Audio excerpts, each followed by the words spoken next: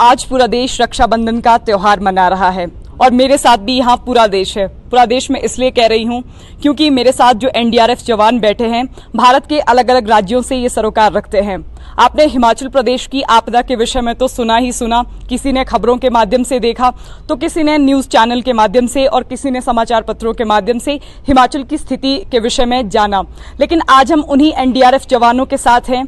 आखिर जिस तरह जवान अपने घर से दूर रहकर लोगों की सेवा के लिए तत्पर रहते हैं, जवानों के मन में किस तरह के भाव रहते हैं और एनडीआरएफ जवानों को जब ट्रेनिंग दी जाती है तब किस तरह की चीज़ें सिखाई जाती है, इन सभी मुद्दों पर हम बात करेंगे।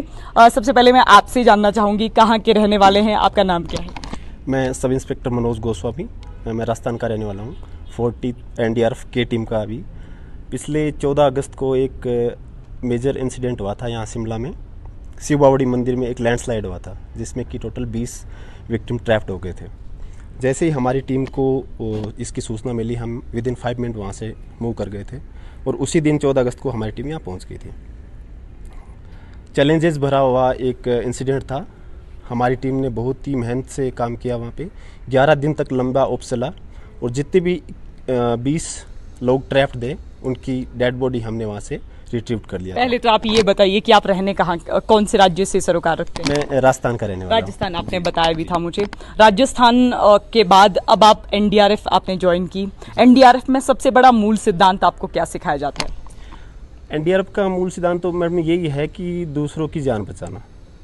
कभी अपनी जान को खतरा रहता है या परिवार वाले फोन करते हैं कि आपको भी हमने उस ऑपरेशन में देखा था, कहीं अपनी जान को तो खतरा नहीं है? बिल्कुल मैम, अगर दूसरे की जान बचाने जाएंगे तो अपनी जान जोखिम में डाल के जाना पड़ता है। लेकिन हमारी ट्रेनिंग में इस प्रकार की सिखलाई दी जाती है कि कम से कम रिस्क लेके उस ऑप्स को कंडक्ट करवाना है। अगले की जान भी बचानी है लेकिन अपनी सेफ्टी भी पहले देखना है। अगर हम भी सेफ नहीं रहेंगे तो दूसरों को क्या बचाएंगे? घर वाले भी कभी कहते हैं कि अपनी जान का भी ध्यान रखना। बिल्कुल मैम, हम भी ह्यूमन है, हमारे भी घर वाले हैं। सबको चिंता ये लगी रहती है कि अपने बच्चे को कुछ ना हो। हमारे पास वो दिन में 3-3, 4-4 बार फ़ोन आता है कि आप ठीक हो, ठीक नहीं हो। ये आखिरी रक्षाबंधन पर अपनी बहन से राखी कब बंधवाई थी? एग्जैक्टली याद नहीं है, हो गए होंगे 6-7 साल। हाँ, 6-7 साल पहले। लेकिन ये है कि आजकल विभिन्न एनजीओज, स्कूल वाले या फिर संस्था वाले हमारे पास, जहाँ भी हम रहते हैं देश के किसी भी कोने में, हमारे पास सिस्टर्स पहुँच जाती है। हमारी कलाई कभी भी सुनी नहीं रहती। हाँ। ये थोड़ा सा एक बढ़िया हमारे। ठीक है। आपका क्या नाम है? मेरा नाम मनोज कुमार है। मनोज जी, कहाँ के रहने वाले? मैं उत्तर प्रदेश का रहने वाला हूँ। उत्तर प्रदेश के रहने वाले हैं। आपने अपनी कलाई पर आखिरी बार राखी कब बंधवाई थी अपनी बहन से? बहन से तो मैम एक्चुअली याद नहीं है, फिर भी हमारी अभी साहब ने बताया आपको, कलाई हमारी कभी भी सुनी नहीं रहती। हम किसी भी हिस्से में, देश के किसी भी कोने में रहें, हमारे पास राखी भी पहुँच जाती है और सिस्टर भी पहुँच जाती हैं राखी बांधने के लिए। तो हमारे पास ऐसा कोई त्यौहार नहीं रहता जहाँ पे हम नहीं मना पाते। हम फौज में भी कहीं भी रहें, देश के किसी भी हिस्से में त्यौहार मन जाते हैं। हिमाचल प्रदेश में कितना समय हुआ आपको रहते हुए? हिमाचल प्रदेश में मैम अभी 3 साल हो गए हैं। 3 साल हुए। जी। आपके अपने निजी जीवन का अनुभव कैसा रहा एनडीआरएफ के साथ? इस बार हिमाचल प्रदेश की आपदा की चर्चा पूरे भारतवर्ष में हुई। आपका एक्सपीरियंस किस तरह का रहा? क्योंकि जब बॉडीज निकाली जा रही थी, हर कोई उस मंजर को देखकर डर रहा था, लेकिन एनडीआरएफ जवानों पर लोगों को भरोसा था कि एनडीआरएफ काम कर रही है तो मतलब सही सलामत कुछ लोग जो बचने वाले होंगे वो निकल जाएंगे। लेकिन आपको क्या लगता है, कभी खुद की जान को खतरा लगता है इस तरह के ऑपरेशन में? मैम एक्चुअली ऐसा है ना, हमें ट्रेनिंग ही इस हिसाब से दी जाती है कि हम अपने आप को सेफ रखकर और दूसरों को सेफ निकालें। हमें ट्रेनिंग, हमारी जो ट्रेनिंग होती है, हमको यही सिखाया जाता है सबसे पहले अपनी सेफ्टी। जब हम खुद सेफ रहेंगे तभी तो हम दूसरों की हेल्प कर सकते हैं। इस वजह से हमारी जो ट्रेनिंग चलती है, 6 मंथ की ट्रेनिंग होती है हमारी। हमको सब उसमें क्या होता है, कई बार जो आम इंसान रहते हैं बॉडी को देख के क्या डर जाते हैं, हमें ऐसा सिखलाई दी जाती है कि हम अपने मन का जो भाव रहता है उसको विवर्त नहीं कर सकते, सामने दिखा नहीं सकते। भाई हमें क्या है, हम भी ह्यूमन है, हमको भी थोड़ा बहुत होता है, पर हमें ट्रेनिंग ऐसी माहौल में ढाल दिया जाता है कि हमें इतना ज़्यादा वो नहीं होता है। हम एक्चुअली क्या है, सपोर्ट करते हैं उनकी और उनको रिकवर करने के लिए काम करते हैं। ठीक है। आप बताइए जरा, आपका नाम क्या है, कौन से राज्य के रहने वाले? मेरा नाम अमित सिंह है, मैं उत्तर प्रदेश का रहने वाला हूँ। उत्तर प्रदेश से हिमाचल तक का सफर ये कैसा रहा? उत्तर प्रदेश हिमाचल का सफर ठीक ही रहा है। क्या आप लोगों को, आपसे जब मैं बात करी थी आपने कहा कि पैरामिलिट्री फोर्स से आप लोगों का चयन यहाँ होता है, और तो इसका रीज़न क्या है, इसके पीछे क्यों लिया जाता है पैरामिलिट्री से आप लोगों को? पैरामिलिट्री से यहाँ पे वॉलंटियर्स आते हैं, जो आप में एनडीआरएफ में आना चाहता है उसके लिए वॉलंटियर्स आते हैं, और उसके लिए कुछ होती है सर्विस आपकी पूरी होनी चाहिए इतने साल, कुछ टर्म एंड आपकी कंडीशन अपनी है। इच्छा पर निर्भर भी करता है हाँ क्या? जी, इच्छा पे निर्भर करता है। ये वॉलंटियर्स आते हैं। आपने क्यों चुना? हम तो एक अच्छा काम करने के लिए चुना कि एक किसी की जान बचाएंगे तो मुझे अच्छा लगता है। किसी की यानी हेल्प करना अच्छी बात होती है। परिवार में कितने लोग हैं आप लोग? परिवार में तो माँ है, भाई है और बहन sister- नहीं है? नहीं, बहन है, सिर्फ शादी हो चुकी है उनकी। बनवाई थी? मैं राखी तो उनसे 2011 में बंधवाई थी लास्ट बार। उसके बाद नहीं? उसके बाद तो यही पोस्टल से और यही स्कूल की सिस्टर्स और एनजीओ की सिस्टर वही बांध रही हैं। कभी ऐसा लगा कि अपनी बहन से मैं राखी खुद भी बंधवाऊं, कभी खुद जाऊं, या फिर कभी बहन आए? ऐसा हुआ कभी कि बहन ने भी पूछा हो कि भाई आप कब आओगे? पूछते हैं तो हर बार पूछते हैं कि आप कब आओगे, इतने साल हो गए हैं, पर अब कुछ ऐसी सिचुएशन बन जाती है कि उससे पहले छुट्टी चले जाते हैं। अभी जैसे पिछले महीने में छुट्टी काट के आए, अब तुरंत ही छुट्टी जाना फिर ठीक नहीं, फिर आगे के भी और काम होते हैं, उनको अपनी छुट्टी में एडजस्ट करना होता है। कायदे कानून भी आड़े आते हैं? नहीं, कायदे कानून तो कुछ नहीं है, अपनी छुट्टी है तो उस हिसाब से करनी पड़ेगी। अभी काट लेंगे तो फिर लास्ट में नहीं बचती है, तो इस हिसाब से अपना शेड्यूल जैसा बनता है वैसा करते हैं। अच्छा, आप मुझे बताइए, एनडीआरएफ की ट्रेनिंग का सबसे इम्पोर्टेंट पार्ट आप किसको मानते हैं? मैम सारे इम्पोर्टेंट पार्ट होते हैं, कुछ भी लगा लो, स्विमिंग हुआ, सीएसआर ऑपरेशन हुआ, शिविरन हुआ, या जितने हमारे होते हैं सभी इम्पोर्टेंट होते हैं। आप कहाँ के रहने वाले हैं? हरियाणा का। हरियाणा के रहने वाले हैं। आपको क्या लगा इस बार जो हिमाचल प्रदेश में आपदा आई है उसमें आपने क्या सीखा और लोगों के लिए क्या मैसेज है? क्योंकि ये बहुत ज़रूरी है, जब हम इस तरह के ऑपरेशंस में आते हैं, लोगों की जान बचाते हैं, कई बार हम मृत शव अपने सामने देखते हैं, तो लोगों के विषय में आपको क्या लगता है कि लोगों को किस तरह की सावधानियां बरतनी चाहिए? क्योंकि जब समर हिल वाला इंसिडेंट हुआ तो स्थानीय लोग कह रहे थे कि हमें आगे आने दिया जाए। देखो मैम, जैसे होता है जो प्रशासन जो घर बनाने में या कुछ भी देता है तो नक्शे के अनुसार बनता है, तो इतना वो नहीं होता है। जैसे हम अपनी मर्जी से बना देते हैं तो वो तो आते हैं मैम। ठीक है, आप बताइए जरा, आपका क्या नाम है, कहाँ के रहने वाले हैं? पंजाब का हूँ बेसिकली। पंजाब से जी हैं। जी। आप तो जाते होंगे घर? जी मैम जाता हूँ, लेकिन मेरे को भी काफ़ी समय हो गया अभी सिस्टर से राखी बनवाए हुए। आपके जीवन का कोई एनडीआरएफ के साथ कोई मतलब एक्सपीरियंस हो जो आप शेयर करना चाहें लोगों के साथ?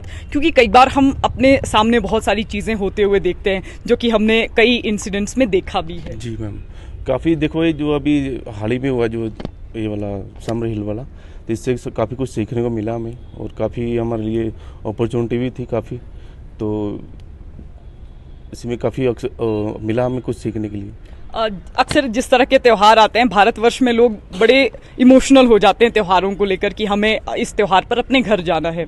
आपने अपनी बहन के हाथों से राखी कब बनवाई थी अपने हाथ पे? 6-7 ईयर हो गए मैम। साल छुट्टी लेकर जाते हैं? छुट्टी एक्चुअली मैम पूरे साल का प्लानिंग होती है, तो सबसे पहले जैसे अभी जैसे हमारी डिप्लॉय है हिमाचल प्रदेश में, तो इसलिए हमारी छुट्टी का भी उस हिसाब से सिस्टम होता है कि अभी इस वर्ष बारिश ज़्यादा के चक्कर में छुट्टी का थोड़ा आगे पीछे प्लानिंग होती है, फिर कभी पूरे साल छुट्टी का उस हिसाब से प्लानिंग करनी होती है, कभी मार्च अप्रैल में जैसे कोई मेन काम होता है उस हिसाब से छुट्टी का होता है। जी, आपसे भी मैं जानना चाहूँगी, अपने जीवन में कभी आपको कितना टाइम हुआ एनडीआरएफ में सर्व करते हुए? 3 साल हो गए। 3 साल हो गए। कभी ऐसा भी देखा हो जिसको देखकर खुद भी मन आपका विचलित हुआ हो? नहीं, अभी तो यही हुआ था। ऐसा है, किसी की बॉडी निकालो तो बिल्कुल बॉडी सड़, ऐसे पकड़ो खाल अपने आप निकल जा रही है, अलग हो जा रही है, किसी की बाजू उखड़ आ रही है, तो इसमें दिक्कत तो होती है, लेकिन क्या करें, करना पड़ेगा। घर वाले भी फ़ोन करते हैं कि अपना भी ध्यान रखना? जी मैम, बिल्कुल। घर में कौन कौन है? 3 भाई हैं, 2 बहनें। राखी कब बनवाई थी आखिरी बार? 5-6 साल हो गए, तभी बनवाई थी। तब से ऐसी पोस्ट आती है, जैसे यहाँ आज बांधने के लिए आए तो ऐसे आते। अब आपको क्या लगता है, देश में जिस तरह एनडीआरएफ अपना काम तो करती ही है, आप लोग चूंकि कुछ लोग मैदानी इलाकों से भी हैं, तो पहाड़ों में इस तरह के ऑपरेशन करना, सर्च ऑपरेशन, लोगों को ढूंढना और लोगों की जान बचाना, ये कितना मुश्किल है? मुश्किल तो बहुत है यहाँ, क्योंकि पहाड़ी इलाका है। अगर पत्थर भी अगर कहीं भी होगा, बादल फटेगा तो पत्थर, पेड़, लकड़ी जो भी है सब कुछ आता है साथ, तो उसमें ढूंढने के लिए बहुत मुश्किल हो जाती है। तो इसी चैलेंज, कभी लकड़ी हटाओ, ये करो, फिर बहुत दिक्कत होती है उसमें, लेकिन तब भी करना पड़ते। चलिए, आप बताइए ज़रा, आपका एक्सपीरियंस कैसा रहा? मेरा एक्सपीरियंस अभी तक ठीक ही रहा है एनडीआरएफ के अंदर। कोई जीवन का अनुभव साझा करना चाहें? सबसे बड़ा अनुभव तो जो शिव मंदिर में हुआ, यही है मेरा सबसे बड़ा अनुभव। तो यहाँ जो डेड बॉडियाँ मैंने देखी हैं, शरीर के 2 पार्ट हो रखे हैं, किसी की गर्दन नहीं है, यही सबसे बड़ा यहाँ का। आखिरी बार अपने परिवार वालों से कब मिले थे? अभी मैं 2 महीने पहले गया था घर, अभी छुट्टी जब मिला था फैमिली से। घर वाले भी इस तरह के जब आप लोग ऑपरेशन करते हैं तो घर वाले आपसे भी पूछते हैं कि अपना भी ध्यान रखना, या फिर घर वालों को आपकी स्थिति का पता है कि कर लेंगे? घर वाले पूछते रहते हैं, फ़ोन आता रहता है दिन में 3-4 बार, पूछते रहते हैं हालचाल। बाकी घर वालों को पता है कि ठीक ही रहेगा। आपको कितना समय हुआ यहाँ? आपने कहा कि 3 वर्ष हुए, तो 3 वर्षों में आपने कितने ऑपरेशन किए हैं जिनको आपको लगता है कि ये मेरे जीवन के सबसे महत्वपूर्ण ऑपरेशन थे? सबसे महत्वपूर्ण ऑपरेशन तो यही है, शिव मंदिर वाला। शिव मंदिर वाला सबसे बड़ा यही है। आपको इसमें कठिनाई क्या लगी? इक्विपमेंट्स क्या हमारे पास इतने आधुनिक थे कि हमें इजी हो रहा था सब? इक्विपमेंट्स तो ये आधुनिक ही हैं सभी, यहाँ जो भी हमने चलाई ऑपरेशन के अंदर सभी नए हैं और सबसे बढ़िया है ये। क्या नाम है, कहाँ के रहने वाले? मेरा नाम विनोद कुमार है, मैं डिस्ट्रिक्ट चमोली उत्तराखंड से हूँ। उत्तराखंड जी से। मैम। उत्तराखंड तो पहाड़ है, हिमाचल जैसा सेम एरिया है, लेकिन आप अपने जीवन के कुछ अनुभव भी तो होते होंगे आपके लोगों के साथ कि कुछ अलग हो। और जिस ऑपरेशन में आपको, चूंकि इन्होंने जिक्र किया शिव बॉडी मंदिर का, कि वहाँ बहुत समस्याएं आई, चुनौतियां भी बहुत थी। अब आपको क्या लगता है एनडीआरएफ के लिए जिस तरह भारत सरकार आपको फैसिलिटी भी देती है, और क्या होना चाहिए ताकि आप लोगों को भी सुविधाएं मिलें? मैम यही ले रहा है, यहाँ पे फैसिलिटी तो हमारे लिए प्लेन एरिया में होता है, जहाँ के हम तुरंत पूछें। यहाँ पर दिक्कत होती है आने जाने में, अगर लैंडस्लाइड हो गया तो वहाँ पर पहुँचने में दिक्कत होती है हर चीज़ की। यहाँ पे वैसे हमारे लिए फैसिलिटी ठीक है, हमारे पास इक्विपमेंट्स वगैरह बढ़िया हैं जिससे हम काम कर सकें। घर में कितने सदस्य हैं? घर में पापा हैं, वाइफ है, मेरे 3 बच्चे हैं। कभी आपसे पूछते हैं कि इस तरह के आप ऑपरेशंस में जा रहे हैं, लोगों की जान बचा रहे हैं, लेकिन अपनी जान को आपको खतरा लगता है कभी? क्या इस तरह की साइकोलॉजिकल ट्रेनिंग भी आप लोगों को दी जाती है कि आपका मन भी मजबूत हो? जी मैम, योग चलता है हमारा, उसमें प्राणायाम वगैरह चलते हैं जिससे हमारा मन शांति होता है और हमें अच्छे ढंग से ट्रेनिंग भी सिखलाई जाती है। इसके लिए घर वाले क्या कहते हैं? घर वालों का फ़ोन आता है, पूछते हैं कि कैसे हो, क्या हो। जैसे हिमाचल में हम लोग अभी हैं तो यहाँ पे पूछते रहते हैं, और शाम को फ़ोन आता रहता है कि कैसे हो, वहाँ का मौसम कैसा है, क्या है, इस तरह से। शिव मंदिर वाला जो इंसिडेंट था, आपने उसमें चुनौतियाँ क्या देखी? आपको क्या लगा कि किस तरह की चुनौतियाँ थी? क्योंकि हमने भी देखा वहाँ पेड़ थे, मलबा था, और उस मलबे को हटाना भी बहुत डिफ़िकल्ट था। हाँ, वहाँ पे पहुँचना दिक्कत था, क्योंकि वहाँ पे जो भी था फिजिकली करना पड़ता था हमें। वहाँ पे मशीनें का प्रयोग नहीं कर सकते थे हम, क्योंकि मशीनें नहीं जा पाती थी वहाँ पे हमने पूरा फिजिकली करना पड़ता था काम। और लोगों के लिए यही मैसेज रहेगा मेरा, हमारा एनडीआरएफ की तरफ से, अगर इस तरह के मौसम विभाग अगर अलर्ट कर देता है तो अपने घरों से ना निकलें, और इस तरफ से आलतू फालतू कहीं जाने की ज़रूरत नहीं है हमें। अब लोगों का तो आपने बता दिया। अब जिस तरह हमने देखा कि स्थानीय लोग, कई बार जैसे सर्च ऑपरेशन चल रहा हो, स्थानीय लोग कहते हैं कि हमें भी आप लोगों के साथ काम करने दीजिए। कई बार स्थानीय लोगों को आने की अनुमति नहीं भी होती है क्योंकि उनकी जान को भी खतरा होता है, लेकिन एनडीआरएफ फिर भी काम करती है। आपको क्या लगता है कि ऐसी जगहों पर स्थानीय लोगों का बचाव के लिए आना ये सही है? तो अच्छी बात है, अगर कोई स्टेट में अगर आते हैं लोग तो उनका ह्यूमन अच्छा है, लेकिन जब जहाँ कंस्ट्रक्ट जगह है, जगह के हिसाब तो होता है। जैसा अभी आपने देखा उसी मंदिर में ऊपर से एक तरफ से मिट्टी मलबा आता रहता था, अगर वहाँ पे भीड़ अगर ज़्यादा हो जाती है तो ऊपर से लैंडस्लाइड आने की दिक्कत होती है, उसमें उनकी जान के लिए भी खतरा होती है और हमें भी दिक्कत हो जाती है उसमें काम करने के लिए। तो जगह के हिसाब से है कि कहाँ पे उन्हें आना चाहिए और क्या करना चाहिए। वैसे लोग मदद के लिए हाँ, मदद के लिए। हाँ, जगह। आप बताइए ज़रा, आप कहाँ के रहने वाले? मैं राजस्थान से बिलोंग करता हूँ। वैसे राजस्थान से हैं। और आपने फोर्स ज्वाइन कब की थी? 2012 में की। 2012 में। और आपके जीवन का क्या अनुभव रहा? जिस तरह हम सबसे, क्योंकि मैंने पूछा ही कि अपनों को परवाह भी रहती है कि हमारा बेटा या फिर हमारा भाई कहीं जॉब कर रहा है, किसी स्थान पर है, ऑपरेशन में है, तो घर वालों से बातचीत होती है कभी? और आखिरी बार अपनी बहन से राखी कब बंधवाई थी? राखी की तो बात ये है कि मैम राखी तो बंधवाए काफ़ी साल हो गए, जैसे सब लोगों ने, कोई 7 साल में, कोई 8 साल में, मैंने भी 5-6 साल हो गए। मेरे सिस्टर नहीं है, अंकल की लड़की है, कज़न है, मौसी की लड़की है, उनसे बनवाते हैं। बाकी यहाँ जब फोर्स में रहते हैं तो हमारे सिस्टर मिल ही जाती हैं, राखी आ ही जाती हैं, घर से भी आ जाती हैं। और मेरा एक्सपीरियंस ये है, 12 में भर्ती हुआ, आईटीबीपी में हुआ था मैं।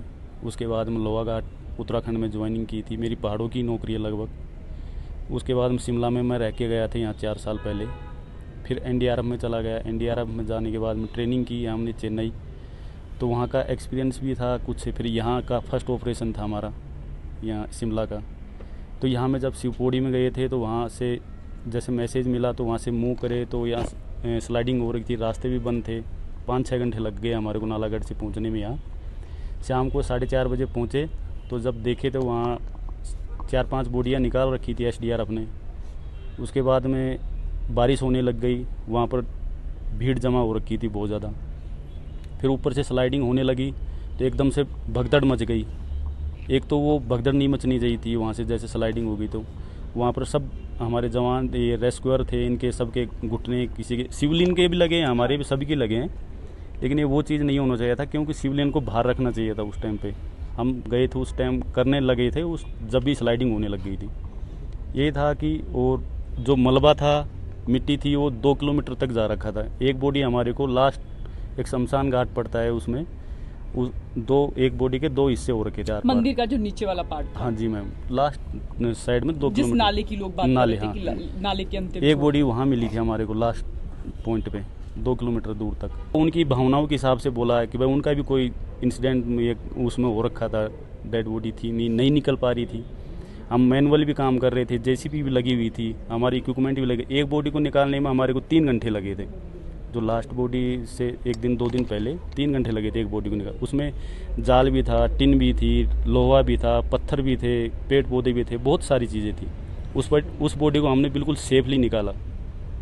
अब आपको क्या लगता है, जिस तरह हम जन सहभागिता की आप लोगों के साथ बात करते हैं, लोग भी आपका सहयोग करना चाहते हैं, आपकी लोगों से क्या अपील रहती है जब इस तरह के हम बहुत सारे हादसे हिमाचल प्रदेश ही नहीं बल्कि भारत के अलग अलग राज्यों में भी देखते हैं?